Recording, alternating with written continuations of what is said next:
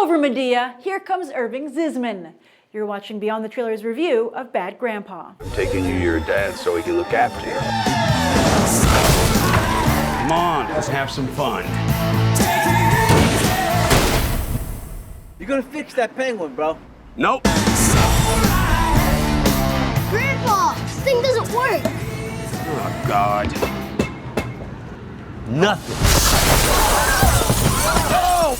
Ow! Ah! If Tyler Perry can build a media empire off of Medea, Medea's Christmas hits theaters later this year, then why can't Johnny Knoxville find similar success with Irving Zisman? And Knoxville sure could use a hit since the only media empire he's got, Jackass, is understandably hard-pressed to continue after the tragic death of co-star Ryan Dunn in 2011. But this left turn for the franchise looks promising, even though Knoxville was reluctant at first to do it. Sure, Irving Zisman was funny in small doses on the TV show, but could he support an entire feature? Well, maybe he could, but to have a chance, Jackass would also have to mature. Yes, Jackass Presents Bad Grandpa is the first Jackass movie to have a storyline, albeit a loose one, that strings the film's hijinks together.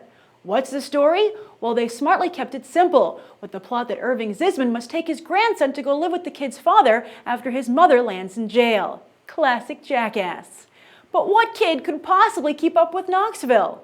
Thankfully, there was a greater purpose to Knoxville starring in so many crappy movies, as it put him on a collision course with Jackson Nicoll, who also had a role in Fun Size. Knoxville said the crass Nicoll was surely a gift from heaven. Plus, once the camera started rolling and Knoxville saw the comedic gold they were mining with Irving Zisman versus an unsuspecting public, well, the last of his fears melted away.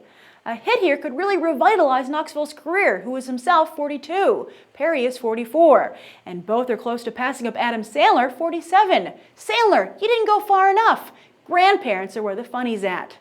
But while Knoxville is feeling pretty confident about Bad Grandpa, the rest of us are worried all the best parts were in that amazing trailer. Not all the funny parts are in the trailer. I would say 2/3 are, though. But, you know, the third that's the surprise is pretty funny. There was one joke that made me laugh very hard. But the big difference between the movie and the trailer is that the trailer has a better, laugh per minute ratio. The movie really slows things down, and I think that's because of the story that they put into this. As I said in the opening, this is the first Jackass film to have a story. And I don't necessarily think that's a bad idea. There were some really touching moments, and another very funny gag that came out of the story on the basketball court. I don't want to give it away. But I think that if they were going to have a story, they should have scripted it instead of, I think, this loose improv outline that they had, because it just slowed things down way too much. And bogged it down. Because obviously I don't think storytelling is the strong point here. And it was a first attempt, I guess, for the Jackass crew, and the outcome, the result was not bad.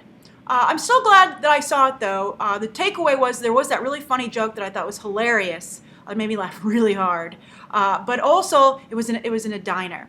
And then the other thing is that there was a strip club in the film that really has to be seen to be believed. I didn't even know places like that existed. It was really, the places that they were able to find, sometimes you were like, is this just made for the movie? But everybody who populated the areas they were in, I guess who agreed to be on camera, who signed a release. There are a few people who didn't, obviously, their faces are blurred out. But I was really impressed with, the movie I think really underscores with how nice and patient a lot of people can be.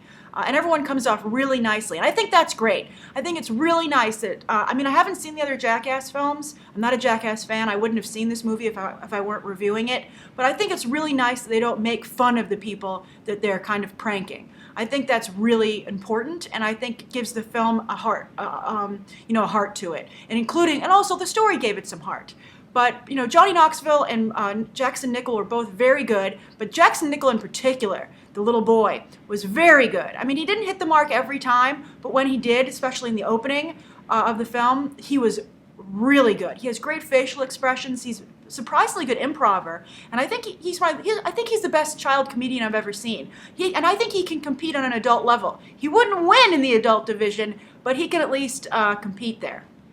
So overall, Bad Grandpa, if you're not a Jackass fan, I think that maybe it's a rental. You will laugh watching it, but I don't I don't know if you're not a Jackass fan, I don't really know if it's worth the time and money to see it in the theater. But if you are a Jackass fan, I think you will enjoy it, and I'd be interested to know what you guys think of adding story. Does it slow things down too much?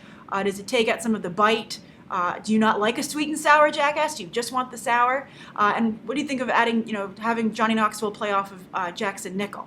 So write your thoughts down below. That's my review of Bad Grandpa, and I hope you'll check out these other episodes right now.